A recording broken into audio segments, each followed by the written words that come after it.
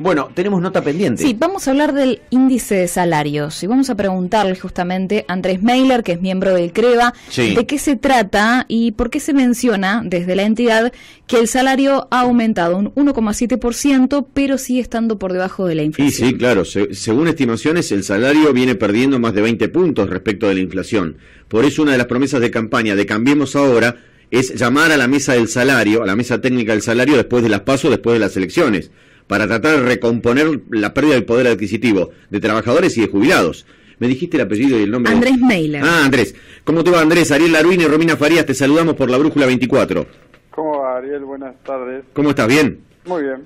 Contame un poquito, ¿cuánto está atrasado según sus cálculos el salario respecto de la inflación?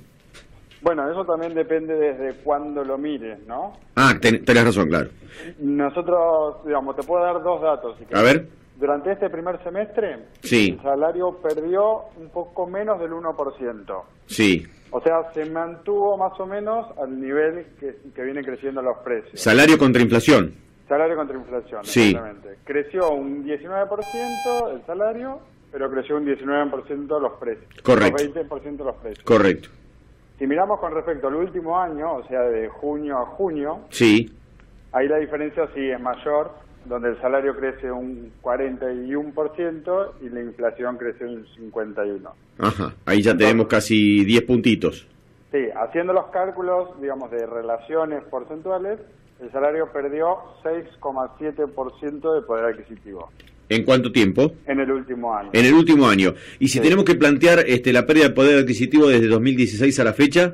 Mira, nosotros logramos recomponer, digamos, el índice que hacemos nosotros es a partir de 2017 en adelante. Sí. De fines de 2017 en adelante.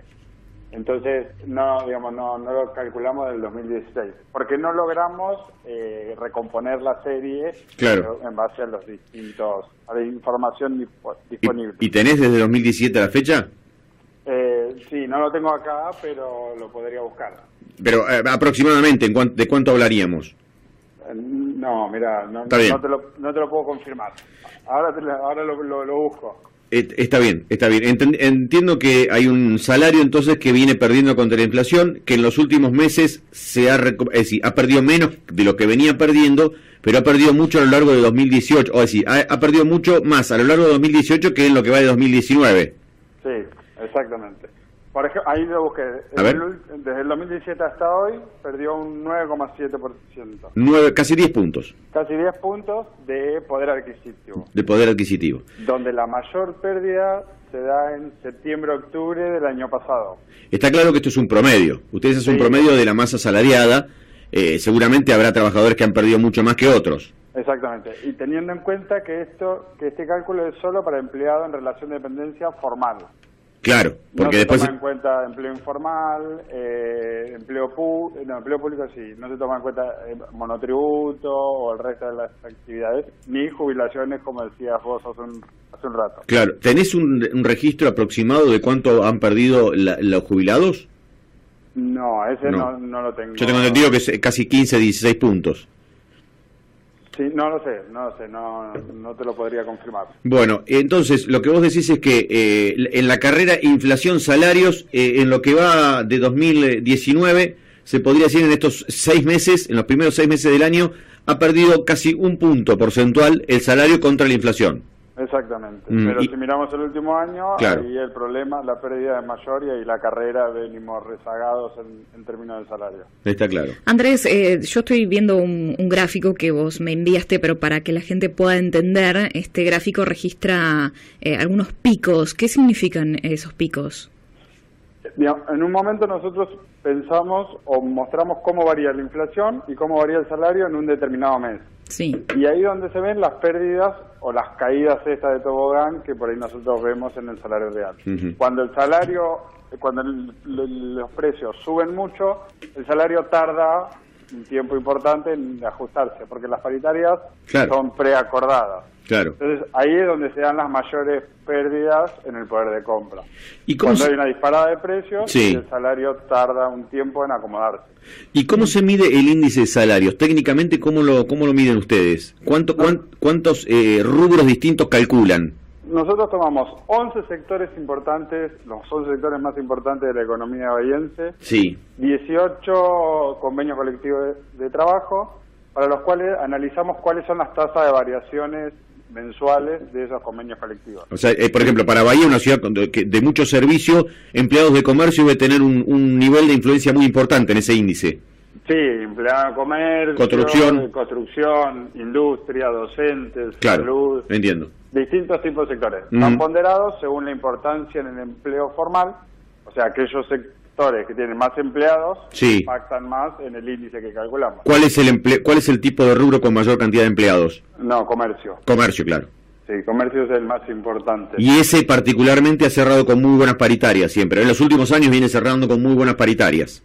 Sí, nosotros no hacemos la apertura de sectores porque depende cuándo analices el dato, hay sectores más beneficiados y más perjudicados, porque las paritarias se dan en momentos distintos. Claro. Entonces por ahí vos analizás un dato y decís, tal sector está más perjudicado, pero sin embargo en el mes que viene capaz que ajusta porque tiene una nueva paritaria. No, entiendo, hay mucha movilidad, entiendo. Exactamente.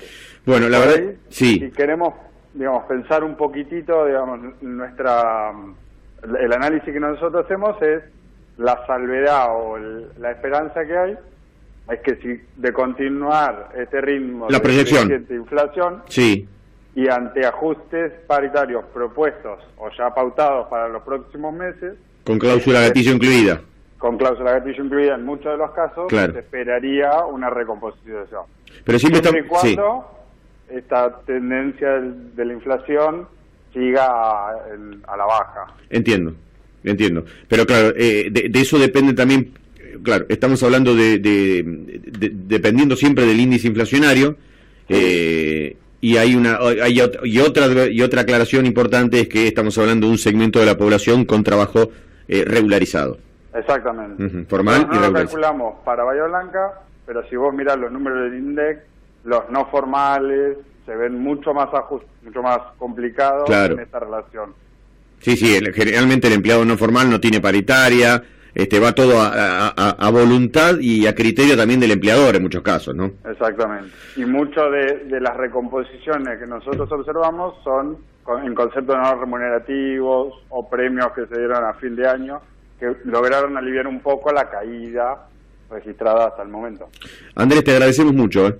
No, por favor, Ariel. Y bueno, digamos, recordar que el CREVA está abierto, que está disponible en la página web, las redes sociales para lo que necesiten. Digamos, publicamos distintos tipos de información, así que en la medida que necesiten y que quieran, estamos disponibles. Un abrazo grande, muchas gracias. Por favor, hasta luego. La palabra de Andrés Meiler del CREVA, hablando justamente del el salario, que ha aumentado un 1,7% en junio, pero sigue estando por debajo de la inflación. Bueno, seguimos, 4.80.